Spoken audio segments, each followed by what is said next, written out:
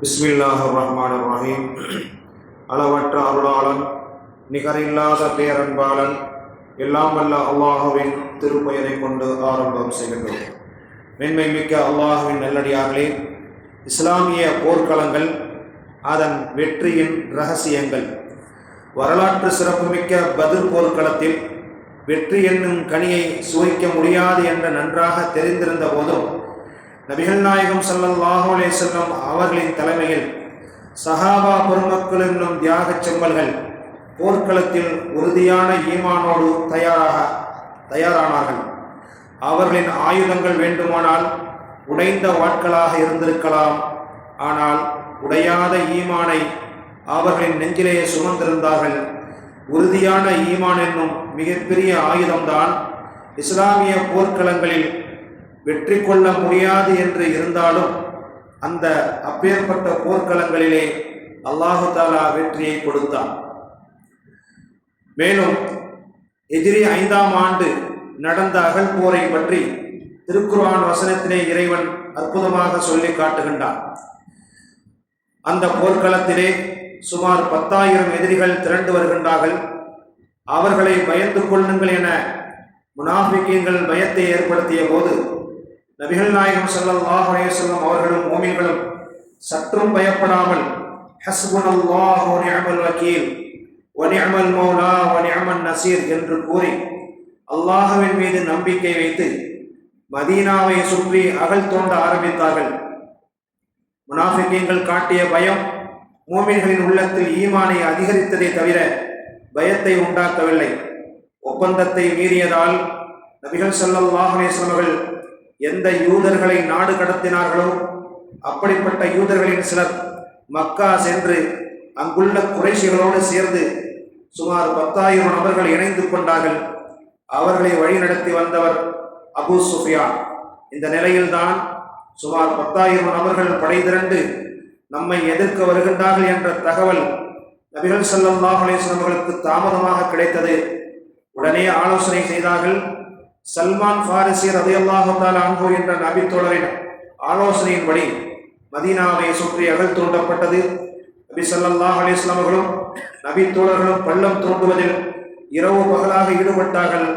இதனால் ஒரு சில தொழுகைகளும் கலாவானது. இறுதியில் எதிரிகள் வந்தார்கள். அவர்களால் பள்ளங்களை தாண்டி வர முடியவில்லை. ஆனாலும் அவர்கள் அங்கிருந்தபடி அம்பு எறிய முஸ்லிம்கள் இருந்தபடி அம்பெரிய அப்படியே 1 மாத காலம் நீடித்தது. முஸ்லிம்கள் அந்த இடத்தை விட்டும் செல்ல முடியாமல் முற்றுகையிடப்பட்டதை போல ஆகிவிட்டார்கள். இறுதியில் 1 மாதம் கழித்து அல்லாஹு தஆலா சபா என்ற புயல் காற்றை அனுப்பினார். அந்த காற்று எதிரிகள் உள்ள பகுதிகள் மட்டும் வீசியது. எதிரிகள் விரண்டு ஓடினார்கள். அல்லாஹு தஆலா முஸ்லிம்களுக்கு வெற்றியை தந்தான். இதை பற்றி நபிகள் ஸல்லல்லாஹு அலைஹி வஸல்லம் அவர்கள் கூறும்போது, சபா என்ற காற்றை கொண்டு நான் உதவி செய்யப்பட்டேன் என்று பெருமானார் ஸல்லல்லாஹு அலைஹி வஸல்லம் அவர்கள் கூறினார்கள். தபூர் என்ற காற்றை கொண்டு 6 சமூக கூட்டத்தார்கள் அழிக்கப்பட்டார்கள் என்றார்கள். படிப்பினை போர். இந்த போரில் முஸ்லிம்களின் எண்ணிக்கை ஒரு அறிவிப்பில் 3000 என்றும் மற்றொரு அறிவிப்பில் 700 என்றும் கூறப்பட்டுள்ளது. எப்படி இருந்தாலும் எதிரிகளின் எண்ணிக்கையில் 3இல் 1 பகுதி கூட என்பது உறுதியான விஷயம். அவ்வாறு இருந்தும் அல்லாஹு தஆலா இறுதியில் வெற்றியை தந்தான்.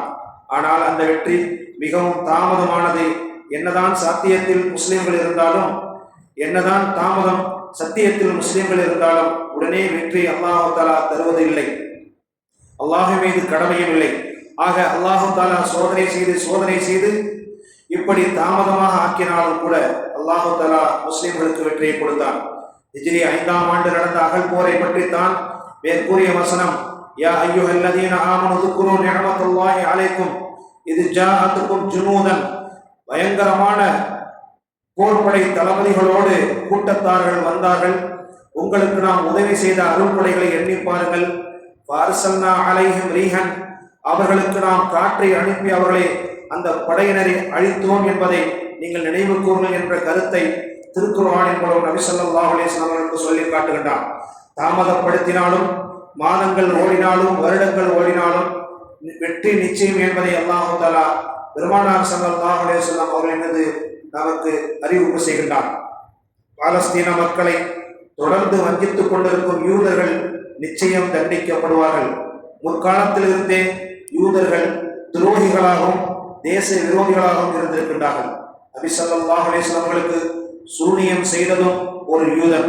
நபி ஸல்லல்லாஹு அலைஹி வஸல்லம் அவர்களுக்கு விஷம் வைத்து கொலை செய்ய காரணமாக விஷம் வைத்து கொலை செய்வதற்கு ஆயத்தமான ஒருவள் யூத பெண்மணி. இப்படி ஆரம்ப காலத்திலிருந்தே யூதர்கள் துரோகிகளாகவும் விரோதிகளாகவும் இருந்திருக்கின்றார்கள்.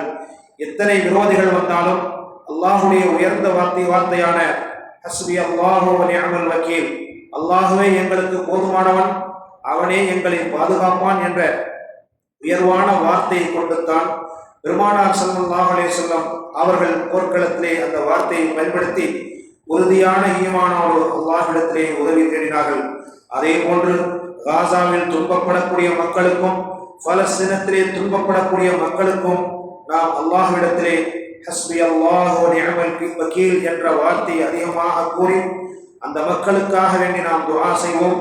வெற்றிகள் தாமதமானாலும் நிச்சயமாக அல்லாஹ் போர்க்களத்திலே பெருமானார் ஸல்லல்லாஹு அலைஹி வஸல்லம் அவர்களுக்கு வெற்றியை தந்ததை போன்று பலஸ்தீன மக்களுக்கும் அல்லாஹ் வெற்றியை தருவான். அல்லாஹ் நாம் செய்யக்கூடிய துஆவை கபூலாக்கிக் கொள்வானாக. சுப்ஹானல்லாஹி வ பிஹம்திஹி, சுப்ஹானல்லாஹி வ பிஹம்திஹி, அஷ்ஹது அல்லா இலாஹா இல்லா அன்த, அஸ்தக்ஃபிருக வ அத்தூபு இலைக். சுப்ஹான ரப்பிக ரப்பில் இஸ்ஸத்தி அம்மா யசிஃபூன், வ ஸலாமுன் அலல் முர்ஸலீன், வல்ஹம்துலில்லாஹி ரப்பில் ஆலமீன்.